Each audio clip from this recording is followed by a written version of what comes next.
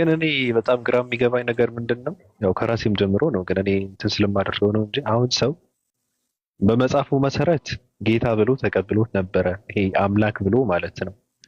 በመጽሐፉ መሰረት ደግሞ ጌታ አይደለም ብሎ ተቀበለ። እሺ ስለ መጽሐፉ ሲወራ ምንድን ነው ታዲያ? እስኪ ምን መጽሐፉ ምንድን ነው? መጽሐፍ ቅዱስ ምንድን ነው?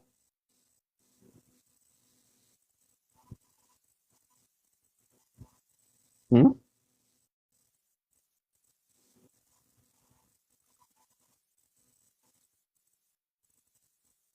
አንቺ ጋር እኮ ነው የማወራው ማሂ።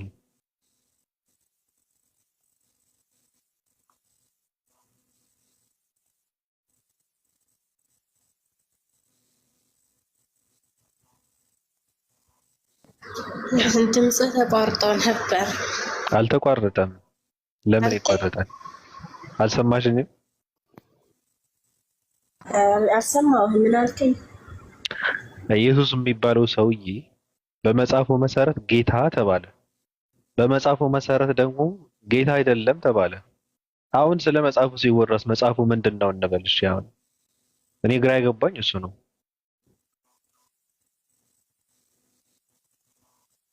እንግዲህ እኔ እንጃ። ያው እንደ መጽሐፉ ነው ልንቀበል የሚገባው እንደዛም ቢወራ። እኔ ምን አለ መሰለ ባቢ፣ ባለፈው አንዳንድ ትምህርቶች ከወሰንኩኝ በኋላ የኢየሱስ ክርስቶስን አምላክነት አግኝቼ ነበረ እና በጣም ደስ ብሎኝ ነበር። የምር ነግሬሃለሁ እንዴ? ወይ አልነገርኩም ለካ። አይ እንትን ብለሽኛል፣ ግን እኮ ታዲያ አሁን ምንድነው ችግሩ? የአምላክ ቃል የሚባል መጽሐፍ አለ፣ መጽሐፍ ቅዱስ የሚባለው ማለት ነው። እኔ እንኳን አላምንበትም። የአምላክ ቃል ብዬ ነው የአምላክ ቃል ነው ብዬ አላምንም። ግን በእርሱ መጽሐፍ በሱ መሰረት የኢየሱስ ክርስቶስ አምላክነት አረጋግጠው መሰረት አድርገው መጽሐፉን መሰረት አድርገው የኢየሱስ ክርስቶስ አምላክነቱን ተቀብለው እንትንም የሚጫወቱ ሰዎች አሉ። በሱ መሰረት ደግሞ በመጽሐፍ ቅዱስ መሰረት ደግሞ የአምላክነት ጌትነትና አምላክነቱን ሰው ይክዳል። እንዴት ነው? እኔ ትክክል አይደለሁም ማለት ነው? በመጽሐፍ ቅዱስ ማመን ማለት በእግዚአብሔር መካድ ማለት ነው። የሆነ እውነት አለ፣ ግን በቃ ያ እውነት ግን ተደብቋል። ምን እንደሆነ አይታወቅም። እንደዛ ነው የተሰማኝ ያለው። የመሰቀሉ ጉዳይ አዎ የመሰቀሉ ጉዳይ በጣም ግራ ነው እየገባኝ ያለው። ምን ተሰቅለዋል፣ ግን የተደበቀ ነገር አለ እያልሽ ነው? ያ አሁን አንዳንድ ነገር እንደተሰቀለ የሚያሳዩ ነገሮች አሉ። የተሰቀለ ነገር እንዳለ ይናገራል። ግን ትክክለኛ ኢየሱስ ነው የሚለው ነገር ግን አሳማኝ አይደለም። ገባ? ታሪክን መሰረት አድርጋችሁ ሃይማኖት የምትከተሉ ሰዎች ወይ የእምነታችሁ እንትን የምታደርጉ ሰዎች እኔ በጣም ይገርመኛል። ታሪክ እኮ እናንተን መሰረት አድርጎ ነው ታሪክ የሚጻፈው እኮ። ክርስትና የሚባል ሃይማኖት ኢየሱስ ክርስቶስ በመሰቀሉ አምናለሁ ብሎ ካለ በክርስትና እምነት መሰረት ክርስቶስ ተሰቀለ ብለው ያምናሉ ይላል ታሪክ ራሱ። ታሪክም ሲጻፍ ማለት ነው። ግን ደግሞ እዚህ ጋር ደግሞ እስልምና የሚባል ሃይማኖት አይ ኢየሱስ ክርስቶስ አልተሰቀለም አልተገደለም ብለው ነው የሚያምኑት ነው። በቃ አለቀ። ከዚህ ያለፈ ታሪክ የለም እንጂ እነሱ አጥንት ቆጥረው ያረጋገጡት የኢየሱስ ክርስቶስ መሰቀልም መቸንከርም ምንም የለም። ታሪክም ሲባል እኮ ምንድን ነው የተባለን ነው የሚጻፈው እኮ ታሪክ ሲባል ያ ብቻ እንደዛ ነው። ለዊስ መጽሐፉ ራሱ ለምሳሌ መጽሐፍ ላይም ልዩነት አለ። መጽሐፉ አሁን መጽሐፍ ቅዱስ ትክክል አይደለም። አንድን እውነትን ለምሳሌ ቁርአንን እውነት ለማድረግ ብዬ ክርስትናን ማጣጣልም ሆነ የክርስትና ስህተት ማድረግ አልችልም። ቁርአን እውነት ለማድረግ ቁርአን እውነት ነው፣ ትክክለኛ የዘላለም ሕይወት የምናገኘው በቁርአን ነው፣ ከፈጣሪ የመጣ ቃል ነው ብዬ ደግሞ መጽሐፍ ቅዱስን ስህተት ማድረግ አልፈልግም። ምክንያቱም አሁን ላይ አንዱ ትክክል ነው ብዬ ነው የማስበው። በቃ አንዱ ወይ ቁርአን ስህተት ነው፣ አይ ኦሪቶች ምናምን የምንላቸው መጽሐፎች ከጠፉ ደግሞ ምንም አይነት መጽሐፍ የለም። በጎች ነን፣ በቃ ፈጣሪ ምንም አይነት ህግ አልሰጠንም፣ እንስሶች ነን። ምክንያቱም ፈጣሪ እርስ በርሱ የራሱን ቃል የሚሽርበት የተናገረውን ቃል ያ ቃሉ የማይሰራበት በነ ሙሴ ጊዜ የማይሰራበት በነብዩ መሐመድ ጊዜ ደግሞ የሚሰራበት በእነሱ ጊዜ የማይሰራ ህግ በአሁኑ ሰዓት ደግሞ በነብዩ መሐመድ ላይ ደግሞ የሚሰራ ህግ እኔ ትክክል ሊሆን አይችልም። ሁሉም የለም ብዬ እንዳምን ራሱ ያደርገኛል። ምንድነው ሁሉም የለም ብለሽ እንድታምኝ የሚያደርግሽ ነገር እኮ ምን? ይህ መጀመሪያው መጽሐፍ ስለጠፋ አሁን ላይ ፈጣሪ ያንን መጽሐፍ ሊያረጋግጥልን ቁርአን መጣ ከላይ ቁርአንም ትክክል አይደለም እንደኔ መጽሐፍ ቅዱስም ትክክል አይደለም። ቁርአንም ትክክል አይደለም፣ መጽሐፍ ቅዱስም ትክክል አይደለም። እንደዛ እረዳለሁ። ምክንያቱም እንዴት ፈጣሪ ቃላቱን የራሱን ቃል የሚሽርበት የሚቀንስበት የሚጨምርበት የድሮ ቃላት ትክክል አልነበረምና አሁን ግን ለአዲሳችሁ ላስተካክላችሁ መጥቻለሁ የሚልበት ምክንያት እኔ አልቀበልም። እኔ እኮ ይሄ ጥያቄ ለምን እስልምና ላይ እንደምታነሱት እኔ ግራ ይገባኛል እኮ። በብሉይ ኪዳን የራሱ የሆነ ህግጋትን ደንግጎ ሙሴን ልኮ ህዝቦችን ሲያሸብር የነበረ አምላክ ከዛ በኋላ ደግሞ በአዲስ ኪዳን ራሱን ወርዶ እኔ የፍቅር አምላክ ነኝ ለእናንተ ስል ነው የምሰዋው የምቸነከረው ብሎ መጥቶ ህጉን ቀይሮ የነበረ ቃሉን አጥፎ ህግን በህግ እንትን ያደረገ አምላክ ለምንድን ነው ግን ከ600 ዓመት በኋላ ቁርአን የሚባል ቃል አውርዶ ንግግር እንትን አድርጎ መልእክተኛ ልኮ ለምን አረመም? ለምን እሱ ትክክል አልነበረም? ለምን አበላሹት ብሎ አለ ማለት እኔ ግራ ይገባኛል እኮ። ከዛ በፊት የነበረም እኮ ሲሻሻልም ሲያስተካክልም ሲሻርም እንትን ነበረ እኮ ከዛ በፊት የነበረ ሁላ እኮ። አሁን የአዲስ ኪዳን ሰው ነኝ የሚል ሰው በኦሪት በምንድን ነው በብሉይ ኪዳን ሊመራ አይችልም። ምክንያቱም በብሉይ ኪዳን ዘመን ለነበሩ ሰዎች ነው የተሰጠው። ከዛ በኋላ ደግሞ ራሱ አምላክ የሚባለው በአዲስ ኪዳን ማለት ነው። አላምንም እዛ በእነሱ እምነት እንጂ እኔ እንደዛ ብዬ አላምንም። በብሉይ ኪዳን ዘመንም የተላከው አንድ ነብይ ነበረ፣ ብርቱ ነብይ ተብሎ የተገለጸው ኢየሱስ የሚባለው ነብይ ነበረ። ነብይ ነው እንደ መጽሐፍ ቅዱስ መሰረት ማለት ነው። ላከ በቃ። ከዛ በፊት ነብያቶችን ሲልክ ነበረ። እዛ ጋር ደግሞ ነብይ ላከ። እዛ ጋር የሆነ ፋውል ተሰራ፣ የሆነ ችግር ተፈጠረ፣ የሆነ ነገር ተፈጠረ። ከዛ በኋላ ያለውን ነገር እኔ አላውቅም እንጂ አሁን ለምንድን ነው ብሉይ ኪዳንና አዲስ ኪዳንን ለማረም ለምን ቁርአን መጣ? ይሄ ትክክል አይደለም የሚባለው ነገር ከየት የመጣ ነው? ለምን ስለ አዲስ ኪዳንና ስለ ብሉይ ኪዳን ሰው አያወራም? የሚታረቅ ሐሳብ አስታርቁ። የራሱ ያልሆነ ህግ የራሱን አድርጎ ኢየሱስ ክርስቶስ አልሻርኩትም ያለውን ሽሮ የማይመረበትን ለእስራኤላውያን የተሰጠውን ህግ የኔ ነው ብሎ የሚከተልን ህዝብ ለምንድን ነው ከ600 ዓመት የመጣውን ቁርአን የሚቃወመው ነው? እኔ ዛሬ የሚገርምሽ ስለ ቁርአን ስለ ራሱ ቁርአን የሚል እንትን አለ። ምንድን ነው የሚለው? እውነትን ከውሸት የመለየት የሚል 25 ላይ አለ። ሳነብ ነበረ ዛሬ ስለ ራሱ ማለት ነው። እኔ አሁን የምናገረው ምንድን ነው? እኔ አቅም የለኝም ራሱ ከቁርአን የአምላክ ቃል አይደለም ብዬ እንትን የማደርግበት ምንም ነገር አላገኘሁም። አንዳንዴ ንግግሩ ታሪኩ ስለማላውቀው አይገባኝም እንትን ስለማላውቀው ማለት ነው። አንዳንዴ ደግሞ በጣም የሚገርም እንትን ነው። ይሄ ቃላቶች አቀማመጥ እንትኑ ስርዓቱ መልእክቱ ንግግሩ በጣም የሚገርም ነገር ነው። ስለዚህ አንድ ሰው አይደለም ብሎ የሚል ከሆነ አይደለም የሚልበትን ምክንያት ሊኖር ይገባል። አንደኛ ነገር የሰው ንግግር ነው የሚባል ከሆነ አሁን ለምሳሌ እንደ መጽሐፍ ቅዱስ የሰው ንግግር አለበት ተብሎ የሚባል ከሆነ የሰው ንግግሩ ተለይቶ መውጣት አለበት። ሁለተኛ ደግሞ ራሱ የአምላክ ንግግር አይደለም ሊሆንም አይችልም። ይሄ የአምላክን ባህሪ አይገልጽም። ይሄ አምላክ ሊለው አይችልም። እነዚህ ቃላቶች አምላክ ሊያወጣቸው ሊጠቀማቸው አይችልም የሚባል ምንም ነገር የለም። እዛ ጋር ከተተረኩ ከተቀመጡ ታሪኮች ደግሞ ውሸት የሚባለው ምንም ነገር የለም። ሁሉ የተፈጸመ ነው። እዛ ውስጥ ደግሞ ብዙ ተአምራቶች አሉ። የዚህ ከ1400 ዓመት በፊት የተነገረ ማለት ነው። ከዛ በሺህ ዓመታት የተደረገ በእርግጥ አሁን ተረጋግጦ ታገኘዋለህ። የዛኔ ደግሞ በምንም ምክንያት እንትን ሊያዩት የማይችሉ ነገር እሱ ሲነግራቸው የነበረ ታሪክ አለ። አሁን ስለ ምንድነው ባለፈው ሲያወሩ ነበረ። ስለ ፈርዖን ይናገራል። ስለ ባህር የማይገናኙ ባህሮች ምናምን ብሎ ውሃ እንትን የማይቀላቀል ነው ምናምን ብሎ ይናገራል። የዛኔ አሁን በምንድን ነው ያወቁት ብለህ እንትን ስታደርገው እኔ አላውቅም። እንደዚህ አይነት ነገር ሰው ከምንም ተነስቶ ባልሰለጠነ ዘመን እንደዚህ አይነት ታምራቶች እንትን ሊያደርግ አይችልም። በዛ ላይ የማይጽፍ የማያነብ የሚባል ሰው ስትፈልግ የማይጽፍ የማያነብ እኮ ነው ትለዋለህ። እዚህ ጋር ደግሞ በጣም የሚገርም ታሪክ ተሸክሞ ሲመጣ ደግሞ ሲያወራ ሲናገር ደግሞ ግን እኮ እንትና እኮ ነው ሰይጣን እኮ ነው እንትን ያደረገው ብለህ ደግሞ አይገባኝም። እኔ አልቀበሉም። አሁንም እኔ የምለው ምንድን ነው ማንንም ሰው ቁርአን የአምላክ ቃል አይደለም እንዲባል ምንም ነገር መውጣት አለብን። እኔ ምንም ነገር ሳይወጣ አፌን አልከፍትም፣ አላገኘውም።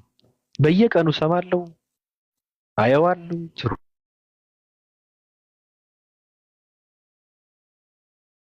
መሰረቱ ባቢያን እርግጠኛ ነህ? በምን የአምላክ ቃል ለመሆን እርግጠኛ ነህ? አምነህበታል? አልሰማሽኝም? ያወራሁትን ሰምቻለሁ። አምነህበታል ወይ? አይደለም የሚባለው እኮ አይደለም የምንልበት ምክንያት ምን አለ? እስኪ አሁን እኮ ያንተን መረዳት አመንክበት አንተ ወይስ አላመንክበት እኮ አይደለም የምንልበት ምን አለ? እኔ ነገርኩሽ እኮ ወይኔማ ነገርኩሽ እኮ እኔ በመሀል ቁሜ ያለው እያነበብኩ ነው። እኔ አነባለሁ። አይደለም ሰው ግን አይደለም ብሎ ካለ አይደለም የሚልበትን ነገር ለምን አይነግረንም ነው? ገብቶሻል? የአምላክ ቃል አይደለም የሚባል ከሆነ የአምላክ ቃል አይደለም የሚባልበት ያለበትን ምክንያት ምንም አልተነገረም።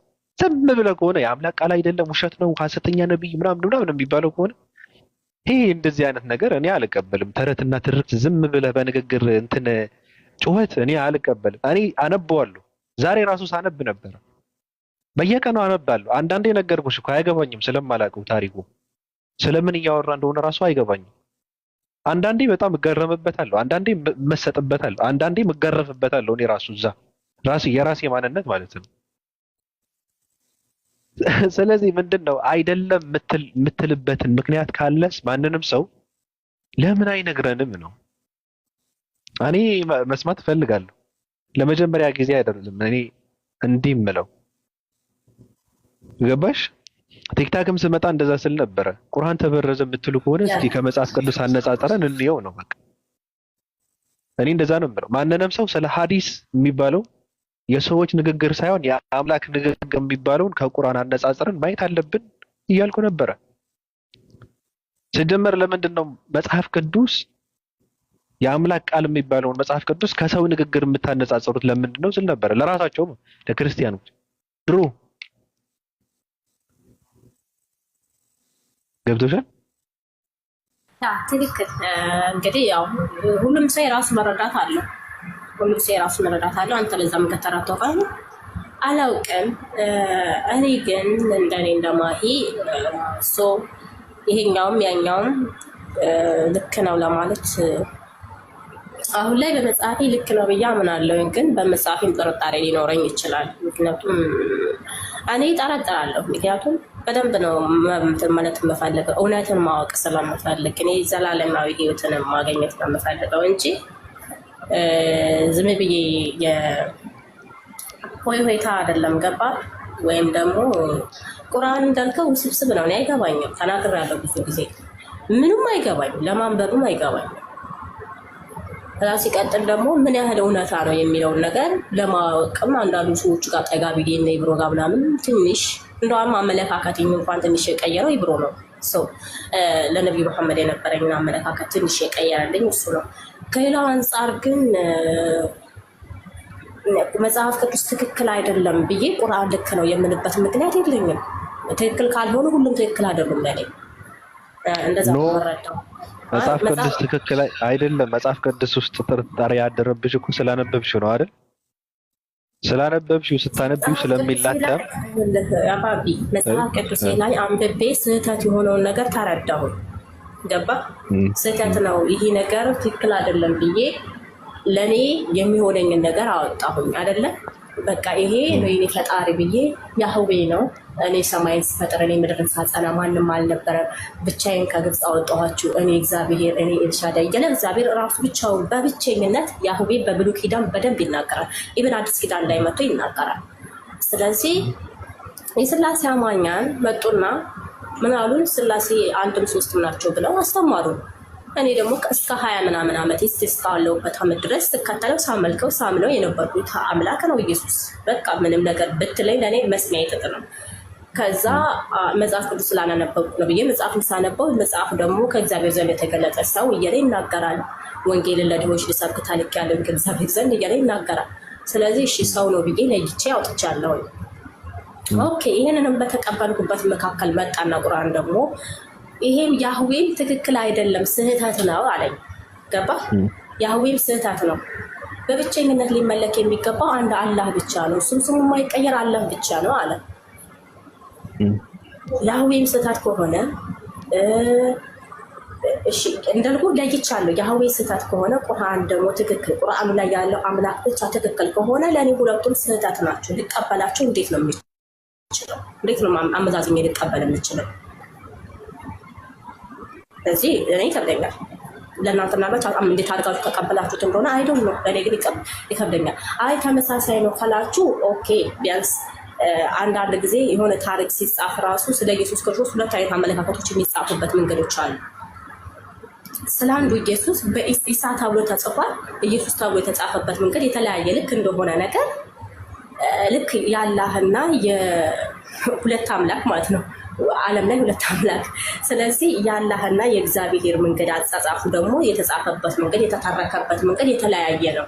እንደዛ እንዳገናኘው ከሆነ እሱ እኔ በጣም ጊዜ ነው የምፈልገው። አላውቅም፣ እንደዛም ልረዳው ራሱ አልችልም። ግን ሁለቱ አንድ አምላክ ናቸው። ያተራረቅ ዘይቤው ተዛብቶ ነው ትክክል ያልሆኑ ነቢያቶች ተናግረውት ነው ከተባለም ደግሞ የቀድሞ መጽሐፍ ያስፈልገናል። ያ የቀድሞ መጽሐፍ ደግሞ የታለ ብለን ስንጠይቅ ጠፍቷል። ባለፈው እናንተ ቤት ነው እንደዚህ አይነት ሀሳብ አንጠታችሁ ከኔ ጋር ተጣላ ነው ምንድነው? ኦሪት ተቃጥሏል አላችሁ። ኦሪት ከተቃጠለ ለእኔ ምንም አይነት መጽሐፍ ሊያረጋግጥልኝ አይችልም እያመንኩ ልጅ ነኝ። ከዛ በኋላ ነው እንደማ አስተሳሰብ የተቀየረው። ኦሪት ተቃጠለ አላችሁ። ኦሪት ከተቃጠለ ምንም አይነት መጽሐፍ ፈጣሪ ህግጋትን ይሰጠናል ብዬ አላምነው። ኦሪት ተቃጠለ፣ ቁርአን ወረደ። ስለዚህ ኦሪት ስለተቃጠለ እንጅል ስለጠፋ ሁሉም ነገሮች ስለጠፉ በቁርአን ብቻ ነው የምትማሩት። ይሄኛው እኛ የምናነበው ደግሞ ዝም ብሎ የተተረከ ታሪክ ነው ብዬ ነው እንድቀበል ያደረጋችሁ። አላለም እኮ እንደዛ። ታዲያ ይሄ እኮ የአንቺ የራስሽ ንግግር ፈጠራ ነው እንጂ እንደዛ አላለም። ቁርአን የወረደው ኦሪት ስለተቃጠለ ወይም ስለጠፋ ነው የሚል ቁርአን ውስጥ አላገኘሽም፣ አላየሽም። እንደዛ ያለ ሰውም የለም። ሲጀመር ብሉይ ኪዳን የተሰጣቸው ለራሳቸው ለነዛ በብሉይ ኪዳን የነበሩ በዘመን የነበሩ ሰዎች ነው የተሰጣቸው። ከዛ ደግሞ አዲስ ኪዳን ደግሞ በአዲስ ኪዳን ዘመን የነበሩ ሰዎች የተሰጣቸው ለነሱ የተሰጣቸው ነው። ቁርአን ደግሞ ራሱ ስናየው የወረደው ለዓለም ህዝብ ነው፣ የአንተ የተላከውም ለዓለም ነው ብሎ ነው የሚያወራው። ስለዚህ ምንድነው ቁርአን መላኩ የመጨረሻ መዝጊያ አድርጎ እንትን ዘጋው ደመደመው እንጂ ከዛ በኋላ ደግሞ የሆነ ህግና ስርዓት መመሪያ አድርጎ የሰጣቸውን እነሱ እንደፈለጉ አድርገው ወደሚፈልጉት የተረጎሙትን ነገር ነበረ። እሱን አስተካክሉ ትናንትና እንደዚህ ነበረ፣ ዛሬም እንደዚህ መሆን አለበት፣ በቃ መመሪያቸው ይሄ ነው፣ ይሄ የመጨረሻ እንትን ነው። በዚህ ልክ በዚህ እንትንም በዚህ መልእክትም በዚህ ቁርአንም ማንንም ሰው እንደፈለገ የማድረግ መብት የለውም፣ የምጠብቀው እኔ ነኝ ብሎ ቁጭ አደረገው። አለቀ። ገብቶሻል? ስለዚህ ትናንት የነበረው ለነሱ የተሰጣቸው ለዓለምም አልነበረም። ለነሱ እንዲመሩበት ነበር የተሰጣቸው። እነሱ ደግሞ ወደሚፈልጉት እነሱ የሚጠቀሙበትን ጥቅም የሚያገኙበትን ነገር አድርገው እንትን አደረጉት። በቃ ይሄ ነው እኮ። አሁን እኔ ምንድነው ችግሩ? አንድ ሰው መጽሐፍ ቅዱስ ስላነበብኩ መጽሐፍ ቅዱስ ውስጥ ስህተት አገኘሁና ትክክል አይደለም ብዬ አምናለሁ። ግን ደግሞ ቁርአን ትክክል ነው ብዬ ማመን አልፈልግም ሳላነበው አይሆንማ። ቁርአንም ትክክል አይደለም ብሎ ለማንበብ ሰው ማንበብ ይጠበቅበታል እንጂ ሳያነበው ትክክል አይደለም ብሎ ማለት ይሄ እኔ እንትን አይለኝም። ይሄ ትክክል አይደለም፣ ራሱ ፍትሃዊነትም አይደለም። በመጀመሪያ ማንበብ አለበት። በእርግጥ እኔ አሁን መጽሐፍ ቅዱስ አንብቤዋለሁ፣ አይቼዋለሁ። መጽሐፍ ቅዱስ የአምላክ ቃል እንዳልሆነ እኔ ሳልሆን ማንንም ክርስቲያን ነው የሚያምንበት። የሰው ንግግር አለበት ይላል። ከዛ አልፎ ደግሞ የሰው ንግግር ብቻ ሳይሆን ሁሉንም የሰው ንግግር ነው፣ ሰው ነው የተናገረው፣ ግን በመንፈስ ቅዱስ ተመርቶ ነው የጻፈው ይላል። እንዴ ስርዓቱም አይታወቅም እኮ መልእክቱስ ምንድን ነው ብለህ ስትለው መጽሐፍ ቅዱስ አንዴ ሴት ያሻፍዳል፣ አንዳንዴ ይጀናጀናል፣ አንዳንዴ ታሪክ ይተርካል፣ አንዳንዴ አጥንት ይቆጥራል፣ አንዳንዴ ምንድነው ነገድን ይተርክላል፣ አንዳንዴ ዝም ብሎ ጥሩ ስላፈጣጠር ያወራል። አንዳንዴ ሰይጣንን አምላክ ሲያደርገው ታገኘዋለህ። አንዳንዴ አምላክነት ለሰው ሲሰጥ ታገኘዋለህ። ውስብስብ ያለ ነገር ነው። አንዳንዴ ሲላተም ታገኘዋለህ። አንዳንዴ ሲጋጭ ታገኘዋለህ። አንዳንዴ የፈጣሪ መገለጫ ፈጣሪ የማይገለጽበትን ባህሪ ለፈጣሪ ሲሰጥ ታገኘዋለህ። ስለዚህ ምንድነው እኔ መጽሐፍ ቅዱስ የፈጣሪ ቃል ነው ብዬ አላምንም። አይደለም እኔ ሳልሆን ማንንም ክርስቲያን ያምንበታል። ይሄ መጽሐፍ ቅዱስ በሙሉ የፈጣሪ ቃል ነው ብለህ ካልከው አዎ ሊልህ አይችልም። እንደዛ ከሆነ መኃልየ ምንድነው ብትለው ባጭሩ ምንም የትም ሳትሄድ ይሄ እኮ እንትን ነው ይላል። እሱ አይደለም ወንጌል የሚባሉ ራሱ እነሱ እዛ ውስጥ የሰው ንግግር ነው ያለው። ፈጣሪ ተናገረው ተብለው የተናገረው እንኳን ነብያቶች ራሳቸው ሳይሆኑ እንዲጻፍ ያደረጉት ወይም ተናገሩት ብለው ሌሎች ሰዎች ናቸው በመንፈስ ቅዱስ ተመርተው ጻፉት የሚባለው። ስለዚህ እኔ መጽሐፍ ቅዱስ የፈጣሪ ቃል ነው ብዬ ለመቀበል ይከብደኛል። ራሱ መልእክቱ፣ አጻጻፉ፣ አመጣጡ ውስጥ ያለውን ይዞታው በጣም ነው እንትን የሚለው ማለት ነው። ወደ ቁርአን ግን ስንመጣ እኔ አነበዋለሁ። ሳነብ ምንድነው ተናጋሪው አንድ ነው። ተናጋሪ በቃ ማንንም እዛ ውስጥ አይገባም። እነንትና ተናገሩ ብለው ሲናገሩ እንኳን የሚናገረው አንድ አካል ነው። እንትና እንደዚህ ብሎ አለ ይላል። አንተም እንደዚህ ማድረግ አለብህ፣ እናንተም እንደዚህ አድርጉ፣ እንደዚህ ይደረጋል ብሎ ያወራል። አንድ አካል ነው የሚናገረው ተናጋሪው ማለት ነው። ከዛ ደግሞ ቃላቶቹ በጣም የሚገርም እንትን አለው። እኔ ሳነበው ስለማላቀው ታሪኩን ስለማላቅ የተፈጸመው ለምን እንደተባለ ስለማላቅ የማይገባኝ ነፍ ነገር አለ። ግን ሲነበብ አይገናኝም። ራሱ ቁርአንና መጽሐፍ ቅዱስ አይገናኝም። እኔ እንደዛ ነው የማምነው። ማንንም ሰው ቁርአን ትክክል የአምላክ ቃል አይደለም የሚል ሰው ካለ ምንድነው የሚያደርገው? የሰው ንግግር ነው የሚል ከሆነ የሰው ንግግሩን መንቅሮ ማውጣት አለቀ። ሳያስወጣ የሰው ንግግር ነው ካለኝ ምንም ትርጉም የለው፣ ልቀበለው አልችልም። በቃ የአምላክ ቃል አይደለም ካለ ደግሞ የአምላክ ቃል እንዳልሆነ የሚያሳይ ጥቅስ ካለ ይንገረን እንጂ ዝም ብሎ ሰው የአምላክ ቃል አይደለም እንዴት ነው ሰው መጽሐፍ ቅዱስ የአምላክ ቃል አይደለም ብሎ ቁርአን የአምላክ ቃል ሊሆን ይችላል ብሎ የሚለው ይላል አንድ ሰው። ምን አገባኝ እኔ ምን አገባኝ የመጽሐፍ ቅዱስን እንትን ለመጠበቅ ቁርአን የአምላክ ቃል አይደለም ብለው ምንም ነገር ሳላገኝበት እኔ አላገኘሁም። እያነበብኩ ነው ምንም አላገኘሁም። የሰው ንግግር የለም። የሰው ንግግርም የሰዎች ንግግር አለ። እንተርክልሃለን እያልን እንነግርሃለን። አንተ አታውቀውም፣ ከአንተ በፊት የተፈጸመ ነገር ነው እያለ ይናገራል። እንዴት ነው? እኔ እንጃ፣ እኔ አላውቅም። ስለዚህ ሰው ፍትሃዊ መሆን አለበት። አንብበን ከሆነ እኔ ንገሩኝ፣ ራሱ ሰው ያለበትን ምክንያት ምን እንደሆነ ይንገረኝ፣ እኔም መስማት እፈልጋለሁ። ካልሆነ ግን ዝም ብሎ ከመሬት ተነስተው ሰው የአምላክ ቃል አይደለም ከተባለ ግን ትክክልም አይደለም።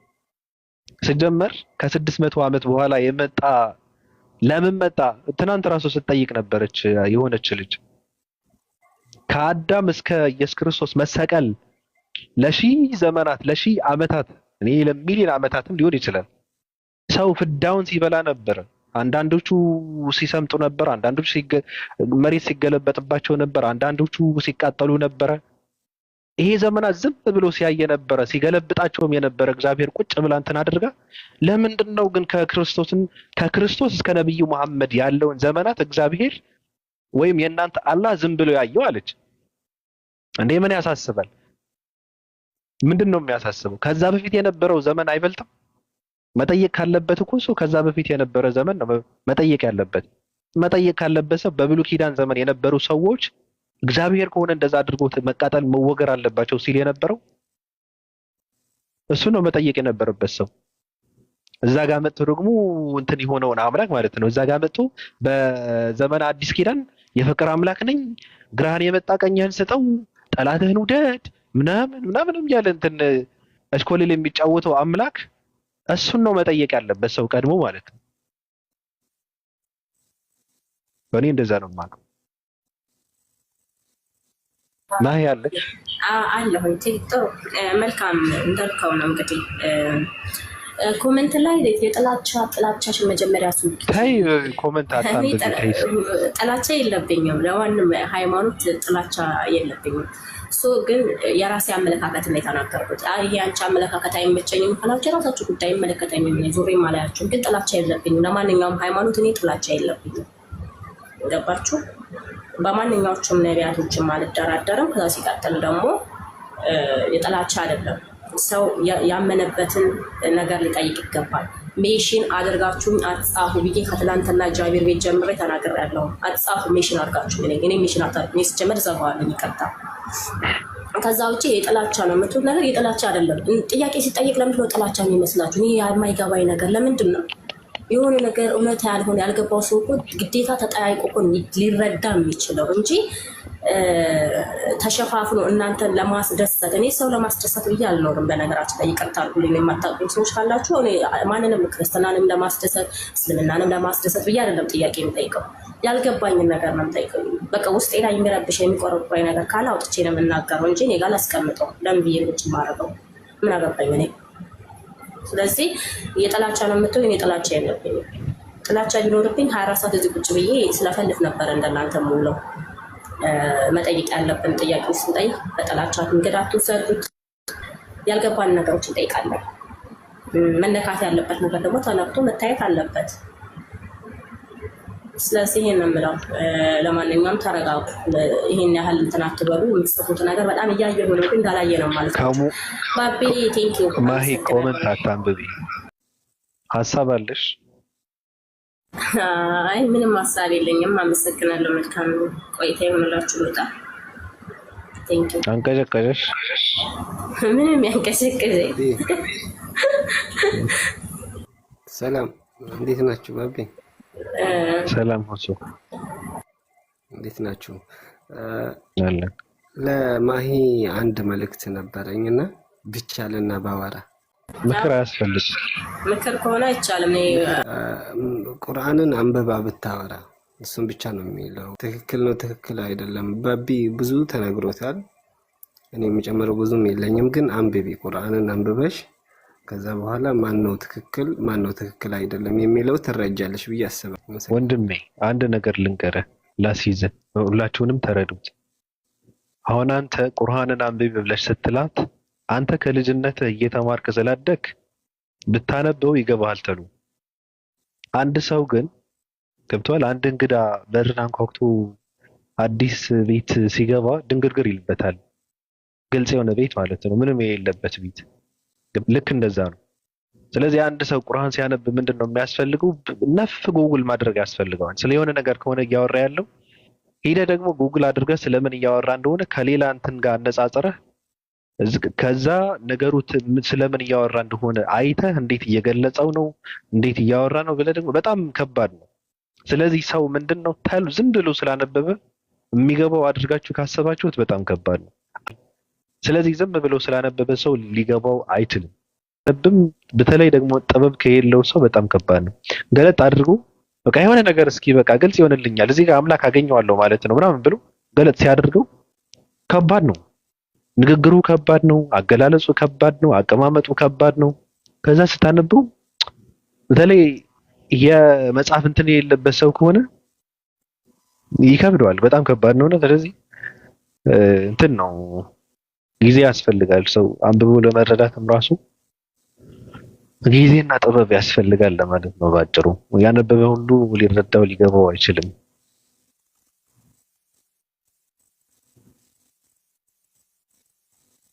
እንደዚህ ነው ተመልካቾቻችን የምታዳምጡት በይሁዳ መስኮት የሚተላለፍላችሁ። እንግዲህ የመግቢያ እንትናችን ማሂ አድርገናታል። ማሂ ላይ ትንሽ ተረማምደን ቁርአን እንትን ነው እኔ ከሀሳቧ የተረዳሁት ምንድን ነው መጽሐፍ ቅዱስ የአምላክ ቃል አይደለም፣ ግን መጽሐፍ ቅዱስ የአምላክ ቃል አይደለም ብዬ መስክሬ ቁርአን የአምላክ ቃል ነው ብዬ ደግሞ በቃ እንትን ማለት አልችልም። ከበደኝ ነገር ነው ከበደኝ ነገሩ። ግን እኔ ጊዜ ካገኘሁ ከትንሽ ጊዜ በኋላ ሂጃቧን አጥልቄ እመጣለሁ አላሁ አክበር እላለሁ እያለች ነው። ግን በውስጧ እኔ የውስጧን ነው የማውቀው። ማሂ ልቧን አውቀዋለሁ እና ቀድማ እንደዛ ታደርጋለች ብላ። እሺ ኮኒ እንዴት ነሽ? ሰላም ሰላም፣ እንዴት ናችሁ? ሰላም አለይኩም ወራህመቱላሂ ወበረካቱ። ማይ ሰላም ነው። ሰላም ማያት ሁላችሁ አልሐምዱሊላህ ደህና ነኝ። ደህና ሁኚ። እሺ አመሰግናለሁ። እናንተም ደህና? እሺ ምን ልትይን ነው? አይ እኔ እንኳን ኮሜንት ላይ ስላላዩኝ ተረጋጉ ለማለት ነበር። ሁለተኛ ደግሞ ለሁሉም ለማሂ ብቻ አይደለም፣ ማሂዬ ፐርሰናሊ እንዳትወስጂው። ቁርአንን ለመማር የፈለገ ሰው ከቁርአኑ ባለቤት ቢማረው የተሻለ ነው። ማንኛውንም መጽሐፍ ግን ቁርአን በተለይ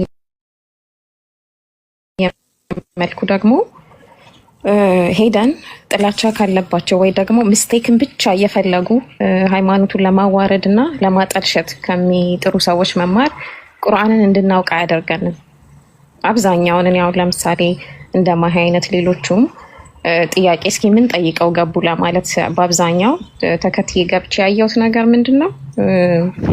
ቁርአንን ስህተት የተባሉትን ነገር ከጉግል ላይ ሆነ ምንም ይሁን በጣም ያጠለሻል የተባለውን እንትን አውጥተው ነው የሚያስተምሩት። ገብተዋል። ስለዚህ አዲስ ለማያውቁ ሰው ያ ቁርአንን ተማርኩ አይደለም የሚለው መማር አይባልም። ያ የሆነን ነገር ለማጠልሸት የሚፈጠሩ ሚስ አንደርስታንዲንጎችን አድቫንቴጅ መውሰድ ነው እና ማንኛውም ሰው በሚማርበት ሰዓት ኢቨን ሙስሊምም ሆኖ እኮ ነው ሙስሊምም ሆነን አንዳንዴ ቁርአኑ ሙሉ በሙሉ ይገባናል ማለት አይደለም። ተፍሲር የራሱ የሆነ በጣም ሰፊ ኮንቴክስት ያለው ነገር ነው። አረብኛ ቋንቋ ወደ አማርኛ ሲተረጎም ደግሞ ራሱን አይሰጥም። በጣም ተጨንቀው ተጠበው ካልሆነ ራሱን አያመጣም። ሀሳቡ ነው የሚተረጎመው። እኔ የምለው ምንድነው እንዳይበዛ ለማሳጠር ያድማሄ ፐርሰናሊ እንዳትወስድብኝ ከራሱ ከቁርአን ባለቤት ብንማረው በጣም ጥሩ ነው። ከዛ በኋላ የሚመጣልን ጥያቄ በእውነትም ከራሳችን ከአእምሯችን የፈለቀ ነው። ምንም ሴንስ የማያደርግም ከሆነ ከልባችን የመጣ እስከሆነ ድረስ ሺዝ ራይት። ግን ከመጀመሪያው ጀምሮ ከጥላቻ የሚሰብኩ ሰዎች ኦኬ አላህ እንደዚህ ሁለት ቀኝ እጅ አለው ተባለ እያሉ እንደዚህ ካርቱን ምናምን እየሳሉ ከሚቀልዱ ሰዎች አይሻ እንደዚህ ያገባች የሆነ ባድ ፖይንት ያሉትን እያነሱ እነሱ ጋር ሄዶ መማር ቁርአንን አያሳውቅም። እንደዛ ነው የምመክረው ለሁሉም ቁርአንን ማወቅ የፈለገ ማለት ነው። አረብኛውን በጣም ከባድ ነው፣ አይተካውም፣ አማርኛ አይተካውም። ስለዚህ አንዳንድ ቃላቶች ሚስ አንደርስታንዲንግ ሊፈጥሩ ይችላሉ። አይዲያው ሙሉ በሙሉ ባይሆን ራሱ አንድ ቃል ራሱ ሚስ አንደርስታንዲንግ ሊፈጥሩ ይችላል። ትዕግስተኛ መሆን አስፈላጊ ነው። በተረፈ ጥያቄ ካለ ምን ካለ ከራሱ ከባለቤቱ ጠይቁ ነው የምለው። አመሰግናለሁ። ኦኬ ቀጥይ ማይ። እሺ ኩዬ በጣም አመሰግናለሁኝ። ልክ ነሽ። ከባለቤቱ መማር ጥሩ ነው። ከባለቤቱ እንማር ስል ልክ በቁርአንን ከባለቤቶቹ ብማር ደስ ይለኛል እንደኔ እንደማለት።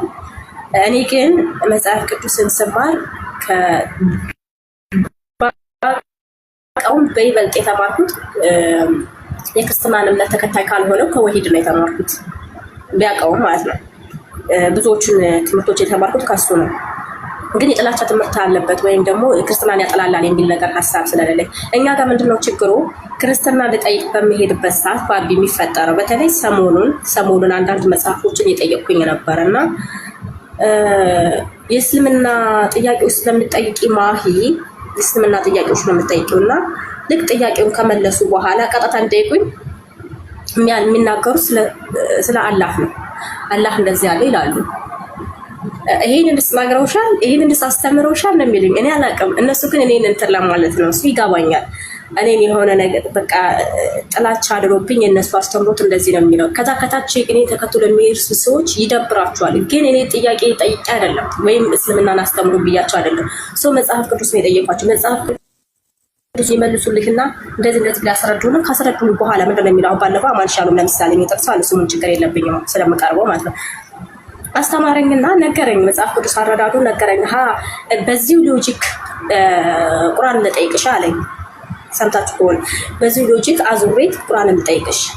ልክ አንድ ሰው መጣና ኢየሱስ ክርስቶስ ሰው አይደለ እንዴ ተገርዞ የለም ወይ ሲለው እሱ ጀመረ። በጣም ብዙ ነገሮች የተናገረው ከዛ አንጻር ግን እኔ ጠይቄ አይደለም ቁርአንን ጠይቄ አይደለም ወይም ቁርአን ተምሬያቸው አይደለም መጽሐፍ ቅዱስ በምጠይቅበት ውሎሽን እያጠናሁ ነው ውሎሽ የት እንደሆነ ስለማቀርብ ብለው ቀጥታ ይሄንን ጠይቁኝ እንጂ እየተማርኩኝ እንዳልሆነ በዚሁ አጋጣሚ እንጂ ከነሱ አልተማርኩም። መማር ካለብኝ ሁሱ አለ ሁሱን በጣም የምቀርበው ልጅ ነው። እንዲሁም ሌሎቹ እቀርባቸዋለሁ ከነሱ ጋር መማር እችላለሁ እኔ መማር ከፈለኩ። የእኛን ጥያቄዎች ግን ወስጄ ስጠይቃቸው ቀጥታ ዙሮ ቁርአን ወይም ደግሞ የሆነ ነገር ይናገራሉ። ይሄ በቃ እንትናቸው ፍላጎታቸው ነው። ምንም ማድረግ አልችልም። ቆይ ለዛ ነው ላንቺ መለስኩልሽ። ማይ ተረድቼሻለሁ። ትናንት እንዲያውም እኔ ገባሁበት ያልኩሽ ቤት አጋጣሚ ሆኖ ስለ አላህ አታንሱ ስትይ ነው እኔ የደረስኩት። እውነቱን ለመመስከር ያክል እኔ አልጠየቅኩም። ስለ አላህም ስለ አይሻም ስለ ሀዲሳቶቹም አታንሱ ስትይ ነው የደረስኩት። አንቺን ብሌም እያደረግኩሽ አይደለም፣ ግን እንዳልኩት አሁን ያንቺ ራሱ ወደ እስልምና ትሄዳለች አትሄድም የሚለው ነገር ወንድሞችና እህቶችን ያበሳጫቸዋል። ገብቶሻል? ኖርማሊ እኔ የማየው ከእንትን አንጻር ነው፣ ከቅናት አንጻር ነው። ገባሽ? እስልምና ጋር እየሄድሽ ስትጠይቂ ምናምን ልትሰልም ነው የሚል ስጋት ስላለ ቶሎ ብለው ምን ያደርጉሻል? ጥላቻውን ስትማሪ እስልምና ላይ ያለሽን ጥያቄ ታቆሚያለሽ፣ ክርስትና ላይ ትጸኛለሽ ብለው ስለሚያስቡ ገብቶሻል? እኔ ያየሁትን መመስከር ስላለብኝ ማለት ነው። ከዛ በተረፈ ግን እንዳልሽው ኡስታዝ ዞሂድ ፌር የሆነ ሰው ስለሆነ ፈጥሮ አይደለም የሚያወራው። መጽሐፍሽ ላይ ያለውን ነገር መጽሐፍ ቅዱስ አንደኛ የኖረበት ነገር ነው። በጣም ተምሮታል። እንደ ማንኛውም እንዲህ ቲክቶክ ላይ ምናምን አወቅን እንደሚሉት ሳይሆን ተምሮት ነው እና ፌር መሆን አለበት። ለዛ ከኡስታዝ ዞሂድ ጋር ሄደሽ ስለተማርሽ ሌሎቹ ጋር ይነጻጸራል ማለት አይደለም። ገብቶሻል?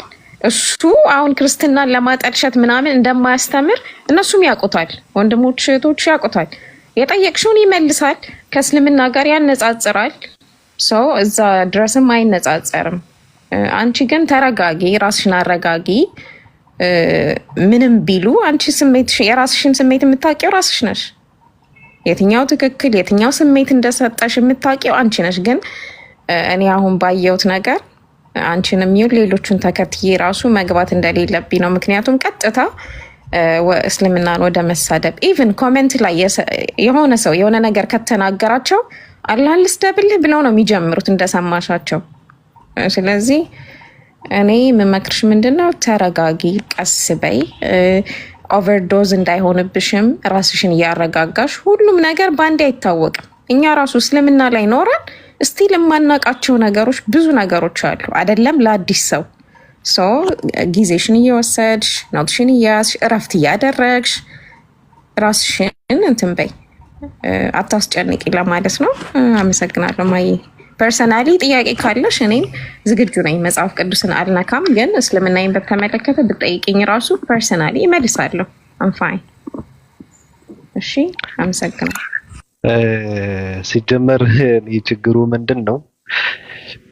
አንድ በአማርኛ የተጻፈ መጽሐፍ ቅዱስ አማርኛ የሚያውቅ ሰው፣ በዛ ላይ ደግሞ ክርስቲያን የነበረ ክርስትና ደግሞ ፕሮቴስታንትም ኦርቶዶክስም የነበረ ሰው፣ ከዛ አልፎ ደግሞ በደንብ ያጠና ሰው፣ እነሱ አዋቂ የሚባሉ ሰዎች ከሚያውቁት በላይ እጥፍ የሚያውቅ ሰው ከሱ ክርስትና መማር ማለት አሁን ለምሳሌ መጽሐፍ ቅዱስን ገልጦ እያስነበበ ሁለታችሁንም በምታወሩት በምትግባቡበትን ቋንቋ እየተነገረ የሚተረጎምን ወጣች እንዴ?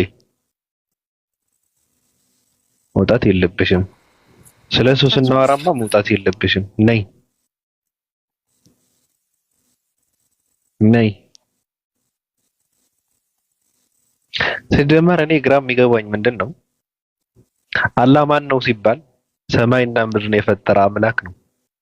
በቃ ስለ አምላክ ነው እየተወራ ያለው። አላህ ማን ነው ተባለ፣ ለሙሴ ሕግታትን የሰጠው አምላክ ነኝ አለ። ስለዚህ የሁላችንም አምላክ ነው ማለት ነው። አላህ ማን ነው ሲባል የሰው ልጅን የፈጠርኩ አምላክ ነኝ ካለ የሁላችንንም አምላክ ነው ማለት ነው። እኔ አንዳንድ ሰዎች አላህ ብለው የሚሳደቡ ሰዎች በጣም ነው የሚያስቁኝ። ምክንያቱም እዛ ጋር እየተወራ ያለው እኔ የፈጠርኩ እንጂ የተፈጠርኩ አይደለሁም፣ የሰው ልጅ አምላክ ነኝ፣ ሰማይና ምድርን የፈጠርኩ አምላክ ነኝ የሚለው አምላክ ራስን ከፈጠርከው አምላክ አወዳድረህ ስለሱ እንትን ልታወራም እኔ ትክክል አይደለም። ሲጀመር አምላክ አንድ ነው፣ ሁለትም ሶስትም አስርም አይደለም። ያ አምላክ ደግሞ ሰማይና ምድርን የፈጠረ አምላክ ነው። እኔና እናንተ የፈጠረ አምላክ ነው። እሱ ስለሱ እየተወራ ተመልሰ የምትሳደብ ከሆነ አንተ አልገባህም እንጂ የራስን አምላክ ነው እየተሳደብክ ያለኸው። በቃ አምላክ ነው እየተሳደብክ ያለኸው። እነሱ ራሳቸው የፈጠሩት አምላክ ሳይሆን የፈጠረንን አምላክ ነው አላህ ማለት የፈጠረንን አምላክ ነው ብለው ሲሉ ያንተም አምላክ ነው እኮ። እነሱ የፈጠራቸው አምላክ አንተም ፈጥረዋል። ሌላ ፈጣሪ አምላክ የለም። አንተ ጋር ያለ አምላክ ደግሞ ራስህን በመልክህ፣ በቅርጽህ፣ በቁመትህ፣ በመጠንህ የፈጠርከው አምላክ ነው። አንተን የፈጠርከው። እዛ ጋር ግን የልቅነቱና የትልቅነቱ ነገር የፈጠረን አምላክ ተብሎ ነው የሚወራው። አለቀ። የፈጠረን አምላክ ከተባለ አንተም የፈጠረ አምላክ ነው። እነሱ የፈጠረ አምላክ እኮ ነው የፈጠረ አንተ እንጂ ብቻህን ያበጀህ የፈጠረ አምላክ እኮ የለም። እኔ ግራ ይገባኛል። ይሄ ትውልድ አበሻ የሚባለው ትውልድ አስሩ አያስብም። በጣም ኋላ ቀር የሆነ አመለካከት ያለው መሀይም ህዝብ ነው። የፈጠረን አምላክ ተብሎ እየተወራ ራሱ የፈጠረውን አምላክ አድርጎ ቁጭ ብሎ ስለ ፈጣሪውን እየተሳደበ ይውላል። እንዴት ትሳደባለህ? በስም ልዩነት ተመልሰህ አንብበዋ። ኢየሱስ ክርስቶስ ምን ሲለው እንደነበረ፣ ሙሴ ማን ሲለው እንደነበረ፣ አብርሃም ማን ሲለው እንደነበረ የዛኔ በነበረው ቋንቋዎች የአምላክ ስም ማን ይባል እንደነበረ አንብበው። ይኸው አረጋግጥ። ማን ይባል ነበረ? እግዚአብሔር ነው ካልከኝ እስቅብሃለሁ። ያህዌ ካልክም እስቅብሃለሁ። የአብርሃም አምላክ ማን ነው? የኖህ አምላክ ማን ነው? አዳም ማን ብሎ ሲያናግረው ነበረ ብለህ ስትል ያህዌ ወይም እግዚአብሔር ካልከኝ እስቅብሃለሁ። እኔ ምን አይነት ድንቁርና ነው? በቃ ማንንም ሰው ከመሬት ተነስቶ እኔን የፈጠረ አምላክ ካለ ስለአንተ ፈጣሪም ነው እያወራ ያለው። ምክንያቱም እሱ ስዕል ሊፈጥረው አይችልም፣ ሰው ሊፈጥረው አይችልም፣ እንጨት ሊፈጥረው አይችልም። ወይም የብቻው አምላክ አንተ የብቻ እሱም ለብቻው አምላክ ሊኖራቸው አይችልም። ሰማይና ምድርን የፈጠረ አምላክ ነው የማመልከው ካለ አንድ ሰው አይ እሱማ የኔም አምላክ ነው ማለት ያለብን። እዚህ ጋር ያለ ትውልድ እንደዛ እየተባለ ይሳደባል። አምላክህ ነው እየተሳደብክ ያለው፣ ፈጣሪን ነው እየተሳደብክ ያለው። ለማንኛውም ምንድን ነው መጽሐፍ ቅዱስ ከአንድ ሙስሊም ነው መማረው ስላልሽ ምንድን ነው ይሄ አስተማሪ አንደኛ ኦርቶዶክስ የነበረ ከዛ ፕሮቴስታንት የሆነ ክርስትናን በደንብ ያጠና የሚያውቅ አማርኛ የሚናገር ያ የሚያስተምረው መጽሐፍ ደግሞ በአማርኛ የተጻፈ መጽሐፍ ነው። እሱ የሚከተለው መጽሐፍ ደግሞ በሌላ ቋንቋ እነሱ የማያውቁት በአረብኛ የሚናገር እንትን አለ እንዴ? አረብኛ አሁን ለምሳሌ ኡስታዝ ወይድ አማርኛ ቋንቋው ነው። አረብኛ ቋንቋው የሆነ የክርስቲያን ንጽጽር የሚሰራ ሰው አለ? ስለ ቁርአን ይንገረን በደንብ ልክ እንደ ኡስታዝ ወይድ ከሱ እንማር ብለን እንድንል አረብኛን የሚያውቅ ክርስቲያን አለ? የለም። ማታውቀውም በአረብኛ የተጻፈን እንትን መተህ እንደዚህ ነው እያለ ያለው ልትል አትችልም። አታውቀውማ። በአማርኛ ከሆነ ግን አማርኛ ቋንቋው የሆነ ሰው እንደፈለገ አድርጎ ሊተረጉመው ይችላል። ይገባዋል ራሱ። በአማርኛ ነው፣ ቋንቋው ነው። ሌላ ሚስጥር የለውም። ምንም ሚስጥር እኮ የለውም። እንደውም የጥፋቱ ጥፋት ደግሞ በሌላ ከዛ በፊት በነበረው በግሪክም በሌላም ቋንቋም ስታየው የውዥንብር ማለት ነው የምታገኝበት። አታገኘውም።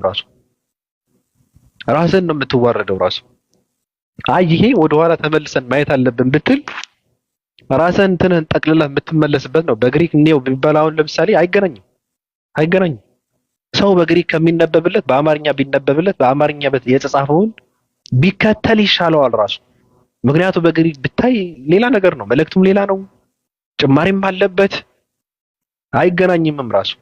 አንድም ክርስቲያን ፍቃደኛ አይሆንም በግሪክ እንትን ለማለት ማለት ነው። አይቀበለውም ራሱ። ስለዚህ ይሄ ሰው ያውቃል፣ እነሱም ያውቃሉ፣ ከሱም ይማራሉ። ፌክ አካውንት ከፍተው ቁጭ ብለው ከታች ይማራሉ። የምን መሸዋወድ ነው? እነሱ ግን ስለ ቁርአን ያስተምሩ እንዲባል አረብኛ ማወቅ አለባቸው። ስለሚማሩ አይደል እንደሚያዩኝ ውሎሽ እናጠናለን ነው የሚሉት እኮ። ስለዚህ ከሱ መማር የለብሽም ማለት የለባቸውም። ከማን እንማር? መጽሐፍ ቅዱስን እንደ እጁ እንትን የሚያውቀው እሱ ነው። ታሪክን የሚያውቅ እሱ ነው። መጽሐፍ ቅዱስ የሚረዳው እሱ ነው። የነበረበት ነው፣ ያለፈበት ነው፣ ያደገበት ነው። እንዴት ነው ሰው ከሱ መማር የለብንም ብለን የምንለው? ከማንንም ሰው በላይ ነው የሚያውቀው ራሱ። እነሱ ራሳቸው እሱ የሚረዳውን እኔ የመጽሐፍ ቅዱስ እይታው እንደዚህ አይነት ሰው የለም። በጣም ይገርመኛል ራሱ። በጣም ነው የሚገርመኝ። ራስህ እንድታነብ የሚያደርግ ሰው ነው አሃ እንድትል ያደርጋል። እኔ ደነግጣለሁ አንዳንዴ እይታው በጣም ነው የሚገርመው። ስለዚህ እነሱ ራሳቸው ከሱ ይማራሉ እንዴ። ጥላቻም አይደለም የሚያስተምረው እሱ። ይሄ እኮ የተጻፈው እንደዚህ ስለነበረ እንደዚህ ይሄ እኮ እዚህ ጋር ያለው እኮ ስለ እንትና ነው እያወራ ያለው እያለ የሚያስተምር ሰው ምንድነው? ይሄ ምንም ጥላቻ የለበትም። እንደነሱ አይደለም ሃሃ እያለ አይደለም የሚያወራው። የእነንትና አምላክ እኮ እያለ አይደለም የሚያወራው። ቢያንስ እንኳን ሰማይና ምድርን የፈጠረ አምላክ የሚለው መጽሐፍ ቅዱስ ውስጥ ያለው አይ እሱ እኮ አምላክ ነው እያለ ነው የሚቀበለው እኮ። አይክድም እኮ ኢየሱስን ያላከ አምላክ ሲባል አይ እሱ አምላክ ነው፣ ኢየሱስን የላከው አምላክ አለ፣ የሁላችንም አምላክ ነው ይላል። አይክድም።